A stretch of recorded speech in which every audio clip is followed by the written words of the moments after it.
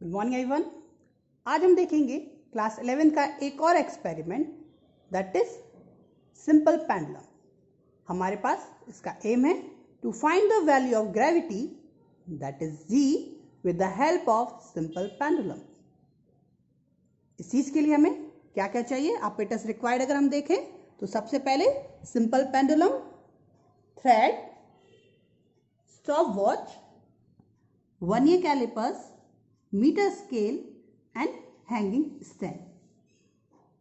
सबसे पहले simple pendulum होता क्या है, तो इसके लिए हम देखते हैं इसकी theory. An ideal simple pendulum consist of a heavy spherical Bob tied to one end of perfectly inaccessible, flexible and weightless string। मतलब कि हमारे पास एक मेटल का स्फेयर होता है जिसे हम बोलते हैं पेंडुलम बॉब, और इसके एक एंड को हम एक ऐसे थ्रेड से हैंग करते हैं जो कि इनएक्सेसिबल है, मतलब कि लचकदार नहीं है, फैलेगा नहीं, और फ्लेक्सिबल भी नहीं है और वेटलेस है।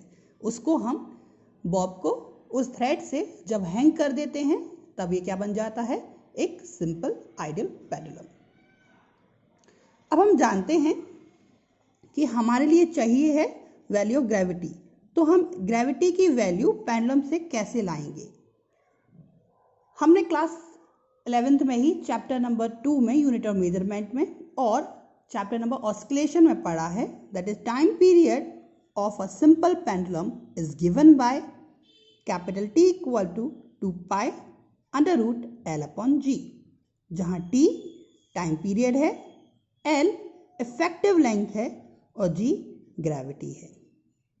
अगर हम इस फॉर्मूले में दोनों ही साइड स्क्वायर कर दें तो हमारे लिए जो आंसर आएगा वो क्या आएगा, T square equal to 4 pi square L upon G।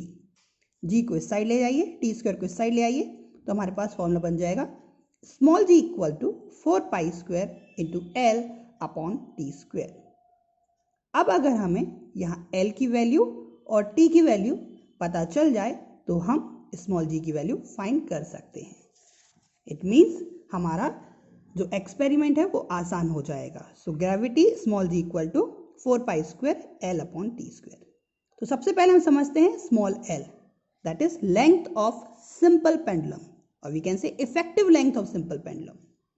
जो हमारा पेंडुलम है, इस पेंडुलम में हमारे पास जो लेंथ लेते हैं इफेक्टिव लेंथ, वो कहाँ से लेते हैं, बॉब के सेंटर से।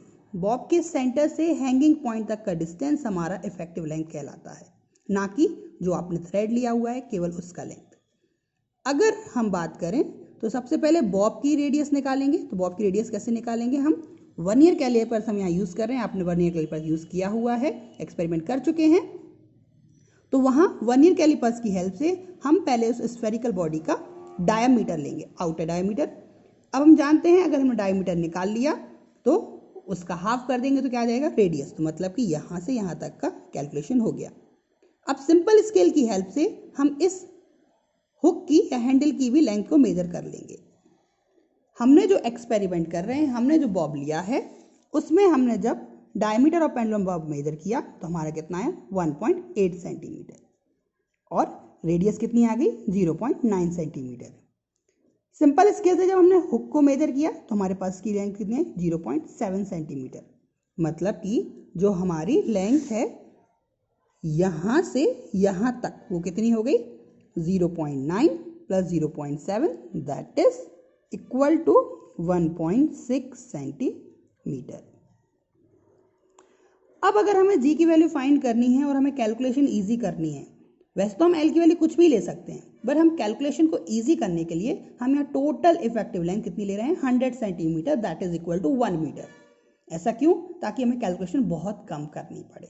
तो यहाँ मैंने l की वैल्यू कितनी ले रहा हूँ मैं 1 मीटर। तो मुझे अगर 100 सेंटीमीटर टोटल इफेक्टिव लेंथ चाहिए है, मुझे थ्रेड कितना लेना होगा 100 माइनस 1.6 दैट इज 98.4 सेंटीमीटर। तो हम यहाँ जो थ्रेड की लेंथ लेंगे वो कितनी होगी 98.4 centimetre.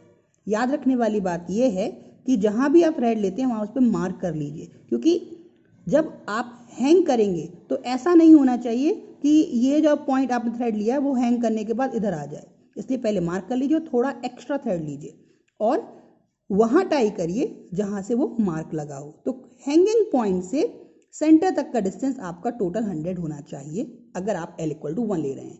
It is not compulsory कि आपको L = 1 ही लेना है, आप 1.5 मीटर भी ले सकते हैं, 2 मीटर भी ले सकते हैं, what ever you want you can, but मैं ईजी कैलकुलेशन के लिए L = 1 ले रहा हूँ। नाउ अब मुझे क्या करना है, ये हमारे लिए ऑब्जर्वेशन टेबल है। तो सबसे पहले हमने देखा रेडियस ऑफ पेंडुलम निकाल लिया, लेंथ ऑफ हुक निकाल लिया, लेंथ ऑफ थ्रेड निकाल लिया, तो टोटल लेंथ ऑफ आगे कितनी हमारी L = 1 मीटर, या आपने जो भी लिया हुआ है। तो यहाँ हम रखेंगे L = 1 1 1, हर बार 5 रीडिंग लेंगे हम वैली रीडिंग में। इसके बाद अब हम क्या करेंगे, हम इस पेंडुलम बॉब के ऑस्किलेशन कराएंगे। ऑस्किलेशन कैसे कराएंगे, अब हमें इसका क्या निकालना है, टाइम पीरियड। तो हम एक टाइम पीरियड आसानी से नहीं निकाल सकते इफ हमारे पास एक्यूरेसी नहीं आएगी।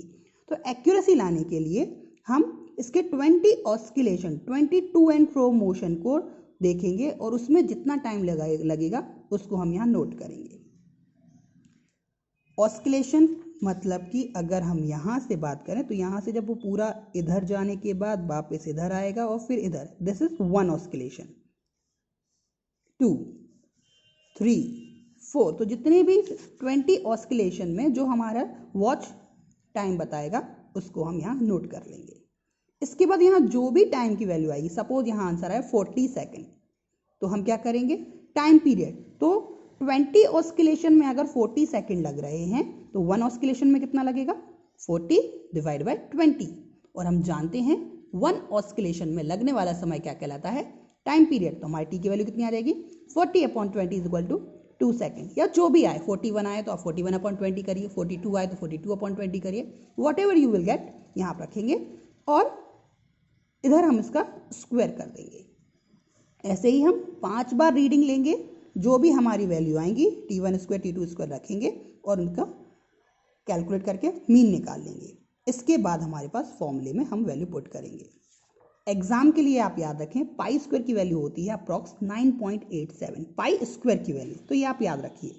अब अगर आप यहाँ 4 रखते हैं और अपन यहाँ t की वैल्यू निकालेंगे, अगर हमारे पास t की वैल्यू कुछ भी आएगी, आपका अप्रोक्सीमेट आंसर 9.8 मीटर/सेकेंड² के आसपास ही आएगा, क्योंकि हम वैसे भी जानते हैं कि हमारे पास ग्रेविटी कितनी होती है, 9.8 मीटर/सेकेंड²। इससे थोड़ा सा वैल्यू कम भी हो सकता है, ये आपके एक्यूरेसी पे डिपेंड करता है।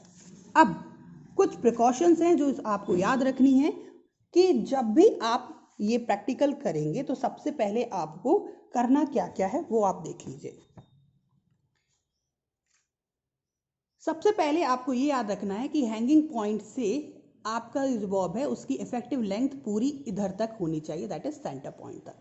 अब जब आप इसको टू एंड फ्रो मोशन कराएंगे तो टू एंड फ्रो मोशन कराने में भी आपको याद रखना है कि इसके जब टू एंड फ्रो मोशन करेगा तो ये केवल थोड़ा सा डिस्प्लेस होगा, दिस वन। यहाँ हैंगिंग पॉइंट से इसकी वैल्यू 4 डिग्री से ज़्यादा नहीं होनी चाहिए। अब आप कभी भी स्टार्ट कर सकते हैं, ऐसा नहीं कि अभी स्टार्ट नहीं कर सकते। आप जैसे ही देखेंगे आप अपनी वॉच देखेंगे, वॉच में आप अपना टाइम नोट करेंगे, सेकंड से देखेंगे और 20 ऑस्किलेशन में कितना टाइम लगता है वो कैलकुलेट कर लेंगे। ठीक है, इसका आंसर अराउंड 38 to 42 सेकेंड आएगा अगर आप L = 1 मीटर लेके चलते हैं, और उसके बाद आप वैल्यू निकाल दीजिए। तो प्रिकॉशंस क्या याद रखना है, सबसे पहले कि जो इफेक्टिव लेंथ है वो कहाँ से कहाँ लेनी है, इफेक्टिव लेंथ हमेशा बॉब के सेंटर से आएगी, कहाँ तक, हैंगिंग पॉइंट तक। नंबर 2, कैलकुलेट करने में जब टाइम पीरियड आप कैलकुलेट करेंगे उस टाइम पे भी आपको क्या ध्यान रखना है कि पूरे टू एंड फ्रो मोशन लेके चलना है, ऐसा नहीं कि इधर गया तो उसको अपन मेजर करेंगे। नंबर 3, जो टू एंड फ्रो मोशन के दौरान या ऑस्किलेशन के दौरान हैंगिंग पॉइंट से मैक्सिमम डिस्प्लेसमेंट कितना होना चाहिए, 4 डिग्री। 4 डिग्री बहुत छोटा एंगल होता है, ठीक है। अब इसका आंसर क्या है, 4 डिग्री क्यों, तो जब आपने अगर इसका डेरिवेशन किया हो तो वहाँ आपको इसका आंसर मिलेगा, या फिर मैं आपको इसके डेरिवेशन वाले थ्योरेटिकल पार्ट में इसका आंसर आपको दूंगा, ठीक है। और टाइम एक्यूरेटली हमें मेजर करना है। These are the precautions. तो ये आपका हो गया क्या, find the value of gravity with the help of simple pendulum.